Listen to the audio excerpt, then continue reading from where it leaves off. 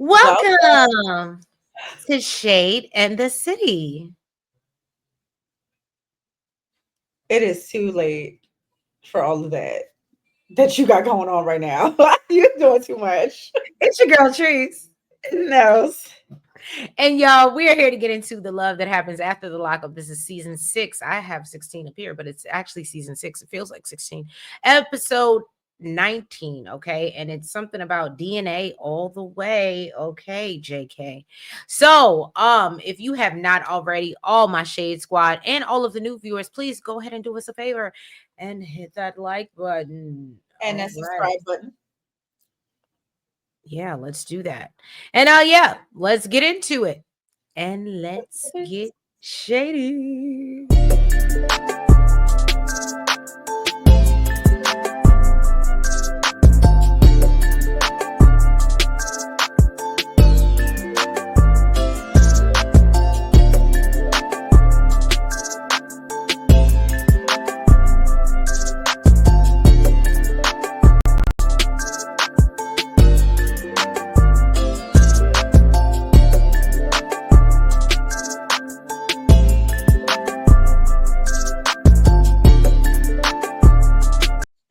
Will and Courtney. I thought we were done with them. I don't know why we back here. I thought so. I said, literally, we are really rewatching the same thing we saw last week. I don't want to see it again. So Will and Courtney, they having a final interview. She pulls up with another dude, and Will is visibly hurt, as we can see. He all, I'm emotional and I can't let it No, go. you ain't singing Neo. No, that's Carl Thomas. Oh, It is. Get your. I am trying to get hold on to you. You know what I'm saying? I don't know what I was thinking. So anyway, Courtney is ready for it to be over. She said, "I just want it to be over." That's what she wants. She's done. Okay. And so he's agonizing over the fact that he was dumb enough to fall for Courtney. And Courtney claims, well, he was just a friend. And, Will was like, okay, why don't we try the truth this time? Right. So Courtney starts to crack up. She's like, That is exactly what she did. kibbles and bits. Look, Oh, kibbles and bits. And so she said, if y'all only knew, okay? If Will only knew. What you Okay. saying? What you saying? What you saying? Huh? What you saying, huh? Hey. So Will says, it's been, and I'm really giving y'all all these songs because I really ain't got nothing to give y'all for them because they really didn't give nothing, right? So Will says it's been dozens of men since he left. And so they asked, well, are you dating the guy that dropped you off? And Courtney said, nah, I ain't, but there's traction. You know what I'm saying? So Will says, I have no desire to see Courtney after this interview. And he tries to guilt her and he goes down the list of things that he's done for her. And then he brings up her lack of communication once she got out. And he walks out of the interview to go smoke. And Courtney don't give a damn. And Will says, well, damn it, because we had sex the other day. And I said, well, that's your fault. Look, I wasn't mad at her because she like, sir, you broke up with me. Like And we. yet you came back over to get the kitty. I really feel like no shade, love at the lockup, but we shouldn't get them next week. We know what we know. They're done. Let's go. All right. Let's move on to Nels' favorite. Kiana Zamondrick And Jawala. Jawala. I ain't got that much for them either. So Kiana and Zamondrick are on their way to see the Her investigator. wigs look better. I give you that, Kiana. Your wigs look good. I mean, they definitely look better than Joela's. But I guess Joela does makeup. She just got in her cosmetology class. Don't judge her like that. So yeah, Kiana and Zamondrick, they're on their way to see the investigator. She let him know that she really appreciates, him being there for her and seeing this through with her because we know she was feeling like he really wasn't on her side. Then Joella, we see her pulling up to his parents' house. And she said she was looking for baby daddy, but I don't know why you was looking for baby daddy over there when you know he don't live there. So that made no sense. Um, basically, she went over to discuss the situation that happened with the investigator. And basically, she says she understands why Kiana would want the charges dropped, but these situations can't keep on happening. She says she has kids and she would never have done that to Kiana, okay? Because she gets it, she got kids to take care of, she got businesses, or she taking care of her business, and said that she wouldn't want to take food out her kid's mouth. And he basically, told her, the daddy told her, look, you got to just be forgiven and move forward. That shows growth, and feels like this was an emotional decision to follow through with pressing these charges. And you know what? She just left and said that she feels like everyone's making her feel like she's ugly on the inside. She feels like she's being bullied. And after this, she don't want nothing to do with neither one of them mofos. Okay. So then at the office, the attorney let Kiana know that they have all the evidence and police reports from the prosecutors, um, and that the investigator, Keith, met with Joella. Keith basically told Kiana that the things that Joella said, including, she wants to be reimbursed for her damaged property outside of the tires that we know he paid her for. And she wants to have a sit down with Kiana. She said she doesn't know because there's no talking to that woman. Keith basically told her, yeah, well, without that, she probably not gonna sign that paperwork. And yeah, Demadric, I don't know, he said this weird analogy about gorillas and lions. And I just want to know who's the gorilla and who's the lion. They can go on somewhere. Oh, okay. Well, I guess we done. So now Brooke is out debating whether she needs to turn left or right. One way takes her to Alex's She's at a house. crossroads. What'd you say? Said she's at a crossroads. Oh, she's at a crossroads, so that's where she may end up. So she's lonely. Keep playing, girl. Oh, and somebody else on my other show met the crossroads the other day. We had to have a repass. You better get it together.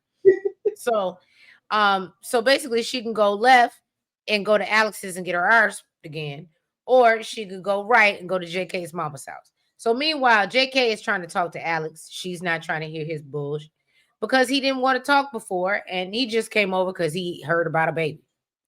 So she lets him know she's tired and he needs to figure out what he wants to do. And so he leaves, but he admits to production that he got love for Alex, but he's stuck with Brooke.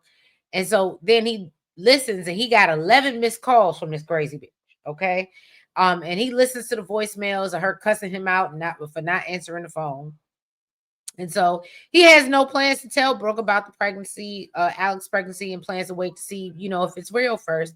And so then he goes back home and tells his mama and stepdaddy about everything that's going on with Alex. And of course, they mad at him. I love the stepdaddy. He's just so theatrical, like he was meant for TV. He's like, this bullshit again. So they like, JK, what are you doing? Get your life together. The mom was like, well, Brooke gonna come looking for you. And he was like, well, I'm getting ready to go in the shower. So if Brooke come looking, tell her I'm not here, even though my car is parked out front. Basically. And so that's what he goes and does. And then, of course, we see Brooke's ass sitting outside the front door, bamming on his door. Okay. And mama said, look, I ain't lying for your ass. And so here's my whole problem. Brooke's arse should have got whooped. Yes, it should have. I understand mama got some age on her. I don't know how old she is. I ain't trying to age shame. But ain't no way, little girl, you gonna walk up in my house and say, where is your son? The daddy was like, well, hello to you too. Right. And not after she let herself in, walk past him. Where the fuck is JK? Where is he at? And oh my God. Jesus would have reached out and touched somebody's hand. Okay. So She go finds JK in the shower, and then he's like, "Oh, don't be in here doing all that shit with my mama. That's crazy. That's that's nuts, Well, right?" if you answered your phone, I wouldn't have had to do all that. And I was like, "That's crazy," because usually when people don't answer their phone, you just stop calling them. That means that they don't want you. That means that you leave them alone. That's what normal, regular people do that are medicated. I'm just saying. Maybe unmedicated, but clearly you need to be medicated because that's what normal people do. So she outside arguing with JK, and she like, yeah, you know what I'm saying? You didn't answer the phone, and he was, and where was you at? And you wasn't in the shower all day. And he was like, well, I had to go see Alex. She was like, what you need to go see No, Alex for? she was questioning the mama too. Oh, wait, he was in the shower all day. Again, I ain't gonna go out. I feel like her name is Kathy. She looked like a Kathy to me. Something just gives me Kathy. So I'm gonna give Miss Kathy a pass on this one. Okay. That might not even be her name, but this is the name that I gave her. I'm gonna give Miss Kathy a pass. Okay. Fine. I know she had some health issues back in the day because there should have been no reason, and I don't know where they are, but they in Texas. That's a stand your ground law. We would have been on the episode of Snap. You wouldn't have ran up in my house like that. I swear to God. And they all that chaos and you cussing, and we would have thrown some bowls. We would have been past the daddy at the you know, door. and here's a question. Where are your kids? Ooh. Don't you have some DoorDash orders to be delivering or something? Ooh. I said it. I ain't heard that in a minute. I said it. I said it. And so yeah, so they outside arguing when the police pull up, and that's just what it is. And and the daddy is like, Brooke is toxic as fuck, and I was like, she absolutely is. And so is JK, and he's trying to get ready to tell the truth, but the police come, and I'm like, here he is, a felon. And yeah, girl, this is just not good, and you still want to be with him, and you like all this chaos. Okay, next up is Letitia and Keith. So, okay, Letitia finally hears back from her attorney. She didn't get the news that she was hoping for. She was hoping that they was going to drop them charges. Said no, ma'am. Okay. She said she's concerned about her family, if she has to go away. This girl said that you know, said that this case is different from the ones in her past. Okay. She has a felony from a previous fraud situation due to writing bad checks. Because she like writing bad checks. Then she lied on her food stamp application about her income and then went to prison for fraud. She said she did 8 months in 2018. And at that time, she only had Nariah. And she said that that's why that little girl is protective over her like she is. I didn't understand it, and now it all makes sense.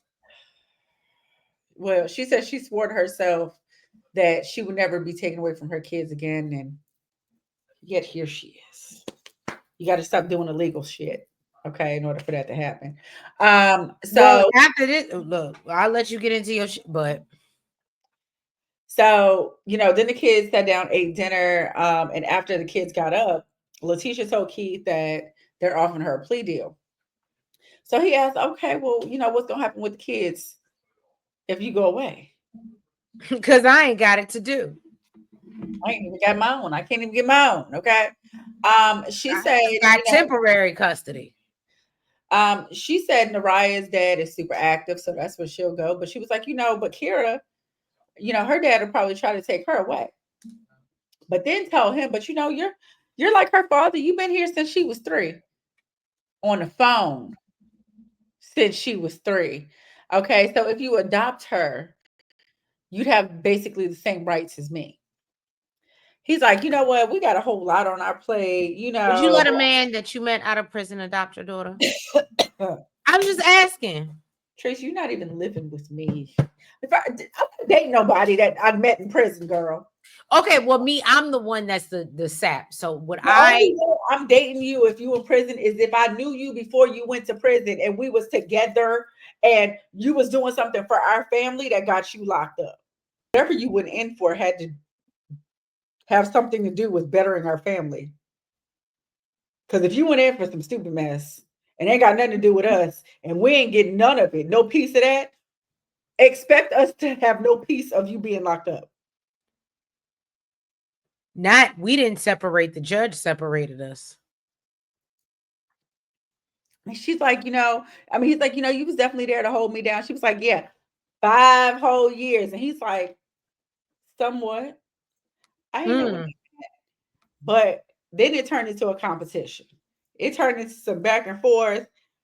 Next morning, or I think it's the next morning, I don't know, but she decided she was going to sign a plea deal because she said she's worried about, taking it to trial and losing, because then she'd be looking at 15 years. She told him that he needs to be out here holding her down, taking care of the kids, and not messing with no bitches. She said, I did time with you. Now it's time for you to do some time with me. And he said, okay. And I did time with you while I was in there too. And I think he's just saying, like, while I was locked up, I was doing time with you and could have been doing it with somebody else. Sir, I you was think that's bored. because I didn't get that part either. I was like, sir, So you were bored. You really didn't have many options besides bitch sending you money, because I could have been out here getting money and getting D. right. Like, it's not the same situation. And at the end of the day, I still have to take care of you. Although That he part. was making money. He did make some moves. He did buy her ring. We saw all of that. But whatever. Okay. He said basically it seemed like he was trying to go a little bit deeper into it, but she kept on cutting him off and talking over him. Like, yeah, we ain't about to do this. But she said that she does believe that she has a loyal man, but she also feels like a man can't hold a woman down the same way she holds him down, and that's why you ain't supposed to do it. She went to the courthouse. She met with her attorney, and she found out she just needs to pay restitution, and she'll be on probation. And the judge accepted the plea, so she gets to go home to her kids. So I Uh, wonder if that's why she went to jail this last time, because she violated her probation. She did something else illegal. well, I don't know because, well, I don't know. Allegedly, I'm just Remember, asking. remember, production asked her for further details, and then she was like, further details on what else was in the plea deal, and she said, "Oh, well, I can't really talk, Right. the plea deal until it's finalized, girl. But you already said it, so yeah, you can." Um, so then this girl is talking about making babies in the parking lot. Right. After just getting a girl, your priorities are messed up. And then started talking about having a wedding because she said it's not a true marriage unless, they say their vows in front of God. And I think he felt like offended because he was like, are you saying you don't feel like we really married? He said, I feel like we was good then and we good now. And she was like, well, it ain't good enough. That's Okay. exactly what she said. It ain't He good. Make it enough. enough. And he told her she's too bossy. And she said that they didn't even have an in-person wedding, and she wants to hear him say his vows. I feel like I had more than that, but I know at some point she got pissed off because he didn't even remember how he proposed to her, and apparently it wasn't romantic at all. No, it was, are you gonna F and marry me? Yeah. I think I got a phone call when I was trying to put that in my notes, Yeah. but I remembered it. It wasn't. It wasn't. All right, let's move on to Zaria and Troy. So after, his whole memorial, the family get together. This is very short and simple, y'all. I didn't even realize how minimal sentences I have for them. He announces that he's reproposed to Zaria, and they will be having a wedding, and he'd like for all of them to be there. So someone asks, oh, well, do y'all plan to have any more? And so Troy says, well, after the wedding. And Zaria isn't ready to announce the pregnancy because she's only a month along, and which is smart. And Troy gets a call and goes outside without saying anything, which I thought was weird and wouldn't have never worked with me as a person because I would have followed you outside. But so and it's Yana, and so he meets her. He gets in her car and they talk, and she's like, "Look, I'm good with the co-parenting situation." And so he's like, "Well, I hope you and my wife can be good one day." And she was like, "Well, that will never happen." She's like, but I'm here to pick up baby Troy, and we good, and I need her to be happy, and she's happy with you, and that's what I figured out, right? Then we move over. He decides I need to call my mama and let her know that we about to have this baby. they realized, because I think at this point she's like 6 months, so they got to tell her. They done told her family and whatever, but they know Karen's a lot. He calls his mama. He said, "Mama, I want to come pick you up from the train station. I got a surprise for you. I need to talk to you. Can you get on the train?" So she's like, "Troy, I ain't got no time for it." He was like, "But I wouldn't call you on no bullshit." And so that's when he ends up getting her down there, and he plans to surprise her and tell her about her new grandchild. God bless. You know why I think they didn't go out? Why she didn't follow him outside? Why? She tired of people talking mess about her, and she knew she was gonna see it anyway because she saw production follow his ass outside. So she knew she was gonna see what the hell he did. A good point. Good point. Justine and Michael. All right, so with them, we kind of pick up where we left off. You know, he's still pissed off about the comment Justine made about her paying for her part. But we know really he mad because he lying. Okay. He said he feels like she's done so much for him, and now it's time for him to do for her, and he's coming up short. Child, it was getting real short. It's Can I giving, be honest with it's you? giving, how did y'all get to New York short? Can I be honest with you? Mm. For the first time, even though I get bored with their storyline and whatever and their bull, because I feel like they're playing in our face, for the first time, I could actually admit that I enjoyed seeing Sherry. Mike be vulnerable Oh, Michael. and admit that, yo, she's done so much for me. I feel inadequate. I feel like I have to do these things for her. Like I thought that was a very vulnerable, and I thought that was beautiful, honestly. I like that I he mean, knows. now his result, and I need to go do this, but I understand because of the way that he's thinking. And even when they were having this conversation on the street, and he was like, "It still sounds like disappointment.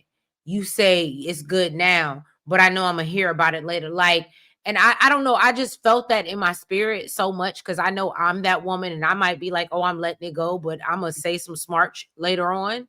That I was absolutely like, "Oh, I get what he's saying." Like, I don't know. I just felt him. I felt him, and I think he just needs to tell her the truth, whatever it is, so she can understand. Because, like she said, they're a team. But I just, and for once, and for once, I actually tapped in, and I was like, "Oh my god, I'm into this scene." When usually I just could care less about them. Um, I like the fact that even though he's mad, he Mhm, recognizes that it's his own mess that he's really mad about. That mhm. he's actually just taking it out on her. Right, You know, that really she's not doing anything. And he knows that all this is coming up the way it is because he's hiding something from her. Um, but yeah, she went outside to go check on him and said that, you know, she didn't understand why he was getting so upset. And he said, because this is just unrealistic. And she said, you know, the budget that she had in her head, she said it because she thought that they could handle it just fine. Okay. But she's not about to go back and forth with him about it. And like Tree said, he, you know, he sees the disappointment. Um, and because he is the one that brought it up to her, and I like that she said that. I didn't come up with it. Like, you brought this to me mhm, about this wedding situation, and you wanted to, you know what I mean? mhm. Well, he was like, you know, I can't go get this brick real quick. And she was like, dude, I'm not about to tell a grown man how to stay out of jail. Okay. But also, I'm never going to ask you to compromise your freedom. And he said it's frustrating because he busts his ass to make 3 or 4 G's. I need some water. To make 3 or 4 G's on his paycheck when he used to make that in 25 seconds. He said he would have 12 by 12 o'clock. Okay. And she was like, okay, yeah, but that 12 grand was completely useless while your ass was locked the hell up. Okay. And it Right. wasn't worth it. And you know, she asked him if there was anything else going on. She was like, boy, I know you, I can read you. There's something you're not telling me. And he was just like, you know, I just don't want to talk about it anymore. So I like this scene. The next morning, Oh, uh, Justine and her mama. Oh, yeah, so we got to get into that. Hold on. Matter of fact, yeah, you do that while I get into this report. this report. Okay. Oh, about the mom of the DUI or something. What she get? I don't know. I think her license got suspended or something. So the next morning, Sherry stopped by their room so she could say her goodbyes. And Siri, I'm not talking to you. I said Sherry. Um, to say her goodbyes, and Justine, walked her down to the lobby. So they were discussing the venue about, the prior day, and Justine told her that she wouldn't want to plan her wedding without her, and even contemplated asking her to come to New York. So Sherry's like, "Did you think I'd say no?" And Justine was like, "Well, I mean, it's a toss up possibility." Um, her mom told her that her biggest problem was when she turned 12 or 13, she was just rebellious. She had all this anger built up inside of her, and kind of just did whatever she wanted to do. And that's how they butt heads. Justine said it's clear that she's not solid with all, the father stuff. So Sherry's like, okay, so clearly you blame me to some degree for your father. Okay. She was like, there were so many things. She was like, basically there were so many things. She was like, I can tell you. She was like, basically, I had you 2 weeks later. He took off to the Navy. Then that was it. But apparently, Justine has been in contact with her father. She says that she hasn't seen him in a few years, and the last time she seen him, they left off on bad terms. She told her mom that she has a lot of anger, and it has to do with the fact that she has like these weird like flashbacks of things that she remembers, like her dad walking out on her birthday. She was expecting to have this father-daughter dance. She's all excited telling her friends that her daddy's there, and then she turns around again and he's gone. She said it But affected she's mad at her mother for it, and that's the weird part. She said that it affected their relationship because of how it affects her. Her mom said, he made those choices a long time ago. And sometimes she would dress her up and to go with him, he just wouldn't show up. Justine said, yep, she was a couch kid. And it's sad because now she's raised some couch kids of her own. In a confessional, her mom says that she's confused as to how you grow up with something like, I think she meant without something from day one. And you still have these abandonment issues. And I wanted to address that. So thank you for saying that. It's absolutely possible from someone who has never had it. You still, once you always look back and wonder why that parent isn't reaching out for Especially you. when you see other people that have it. Right. I think she's basically saying, yeah, because Justine will say, yeah, my mom tried to give me the world. Right. So I think she's like, I tried to make up for it. And I don't understand, if you've never had it, why you feel so abandoned. I was there for you. I Right. did Because how can everything. you want something you never had? Right. Exactly. So, I mean, yeah, I think she's just saying that she's confused. But, she said that she thinks that their relationship is getting better. It still needs a lot of work. But she also sees the growth in Justine. And then while they're downstairs talking, Michael gets a phone call from his mama, and he asking her to let him borrow $1,000 till he get back home. But you want to have a $60,000 wedding? Okay. And, he's just constantly talking about how when he was on the streets, making his money, and how it wasn't an issue.